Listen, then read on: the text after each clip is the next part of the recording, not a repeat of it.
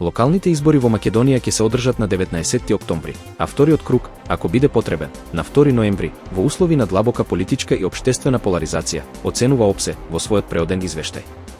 Мисијата забележува недоверба во институциите, корупција и етнички тензии, како и незадоволство по пожарот во Кочани. Дел од претходните препораки за изборни реформи останале неисполнети, а измените од 2024 година донеле нови правни празнини, особено за независните кандидати. ОПСЕ наведува дека техничките подготовки се одвиваат навремено, но дел од општинските комисии немаат доволно кадар и средства. Во избирачкиот список има 1,83 милиони гласачи, од кои многумина живеат во странство. Пријавени се 309 кандидати за градоначалници и 577 советнички листи, но само 10% се жени. Кампањата почна на 29 септември, а наблюдувачите веќе пријавиле злоупотреби на јавни ресурси, притисоци врз службеници и можно купување гласови. Медиумите се оценети како фрагментирани и политички поделени, со нерамноправен пристап до рекламирање, бидејќи 90% од државните пари одат кај двете најголеми партии. Особено се истакнува спорот меѓу Левица и Агенција за аудио и аудиовизуелни медиумски услуги, бидејќи Левица и Знам не добиваат државни средства за медиумска кампања. Знам е финансирана преку поддршка од владеачката партија, а Левица поднесе тужби и иницијативи до судовите. ОПСЕ го наведува овој случај како пример за нееднакви услови во медиумското представување.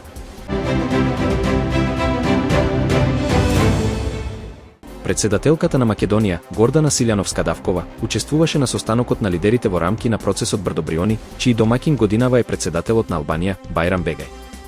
Средбата ја потврдува важноста од редовен дијалог меѓу земјите од регионот за справување со заедничките предизвици и решавање на отворените прашања. На средбата се разговараше за европската интеграција, планот за раст на ЕУ, младинските политики, одливот на мозоци, регионалната соработка и безбедноста.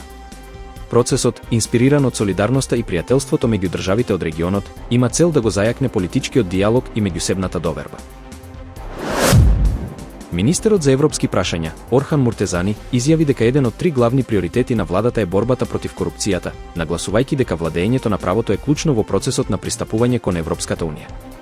На заедничка пресконференција со австриската министерка Клаудија Плаколм и словенечката државна секретарка Нева Грашич, Муртезани рече дека единствениот пат за реформи е европскиот. Иако нема информации за конкретниот случај со австриската фирма и пресудата од арбитражниот суд.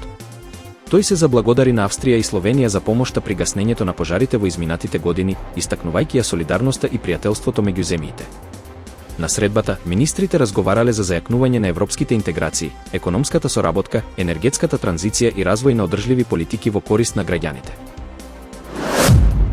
Министерството за здравство почна јавна расправа за синхронизација на 12 здравствени закони, од евиденции и осигурување до лекови, биомедицина и јавно здравје, со цел подобра поврзаност и ефикасност на системот.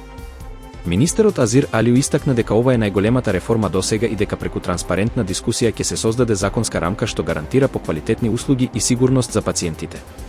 Законотите нема да бидат нови, туку усогласени за да се избегнат преклопувања и блокади во здравствените процеси.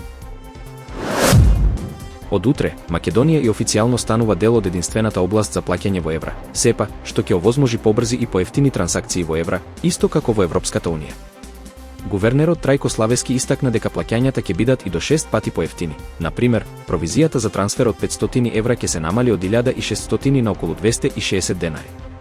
Со приклучувањето кон СЕПА, домашните банки добиваат пристап до европските платежни шеми во 40 земји.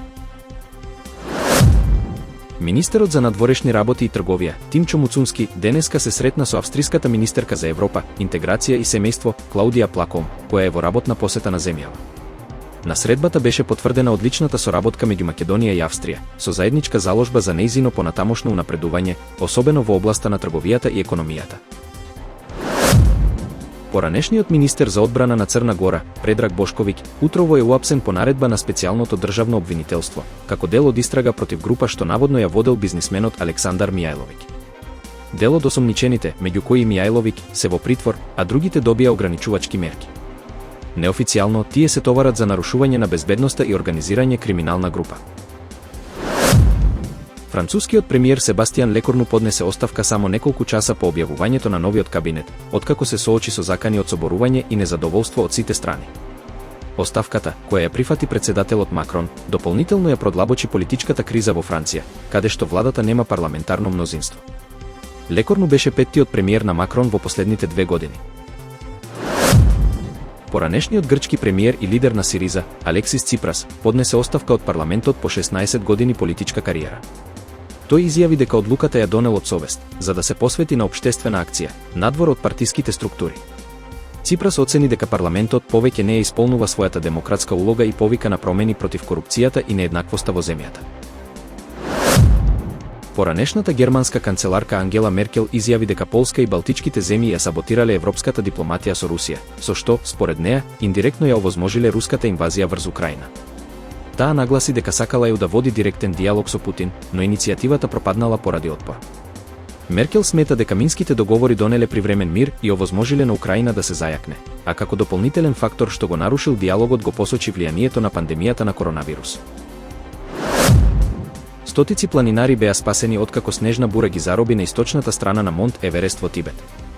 Обилниот снег и дожд ги отсекоа на над 4900 метри надморска височина, а спасувачките екипи и локалното население расчистуваа патишта за нивно извлекување. Властите потврдија дека сите се на безбедно и дека временските услови биле невообичаено екстремни за овој период. Октомври носи 2 неработни дена за сите граѓани. Едниот се паѓа во сабота, другиот неработен ден ќе донесе полупродолжен викенд. Денот на Народното востание, 11 октомври, кој се паѓа во сабота ќе биде неработен ден, а следниот се паѓа во четврток, што значи дека оние кои ќе успеат ќе можат да го поврзат во продолжен викенд. 23 октомври, четврток, ден на македонската револуционерна борба, е неработен ден за сите граѓани. До крајот на годинава неработен ден за сите македонци ќе биде и 8 декември, понеделник, кога се одбележува празникот Свети Климент Охридски.